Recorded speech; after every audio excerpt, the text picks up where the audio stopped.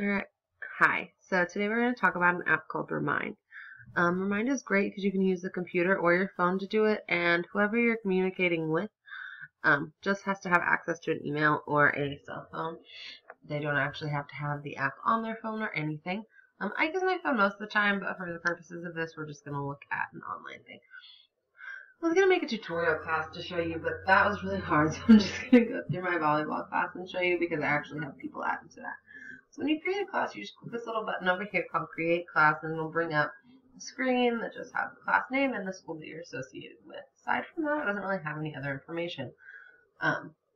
You're going to have a screen that is blank that looks like this. So if you want to add people to your class, you just click this Add People thing. You can add them by email address or phone number.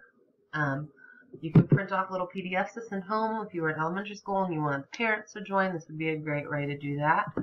You can use these in-person instructions, and they'll just text the code to the number 81010, and they will be enrolled in the class. And anytime you send out an announcement or a message, it will come to their phone in the form of a text message, and they only respond to you if you put your phone number on there. It will come to your phone in the form of a text message, but you never actually have to communicate with them outside of the app.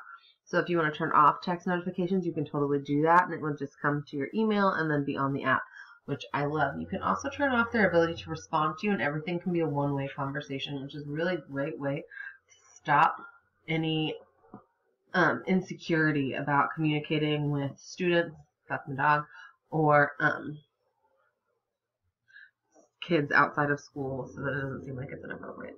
You can also share a link with them if you use Google Classroom or something. So once you do that and they've gotten in here, there's a couple different things that you get to do.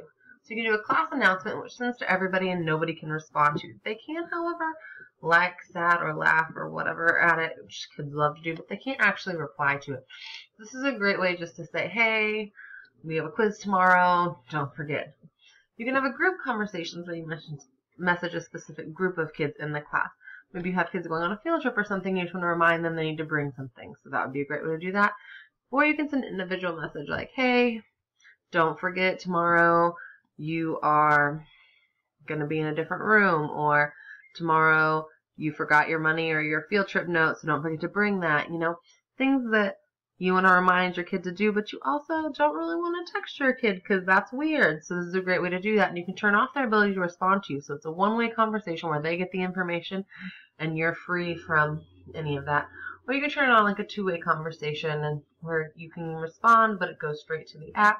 And then you'll have a clear and concise record of all conversations that you had through the app online and on your phone, which is a really great resource.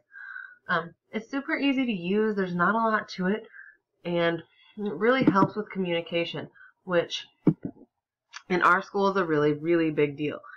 And so once you've gotten an entire class, other things you can do is go into the people. Say a kid drops your class, you would just go over to this More button and delete them. Activities are no longer supported, so I don't really know why they still have that there, but they used to have a cool little activities thing.